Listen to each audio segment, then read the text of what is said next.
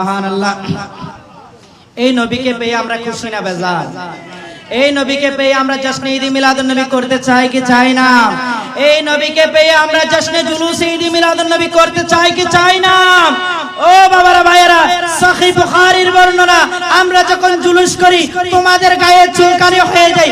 সহিহ বুখারীর বর্ণনা, আমার নবীর রওজা শরীফের মধ্যে 24 ঘন্টা প্রতি মুহূর্ত 70,000 ফেরেশতা আমার নবীর রওজা শরীফের চারিদিকে জুলুস করে।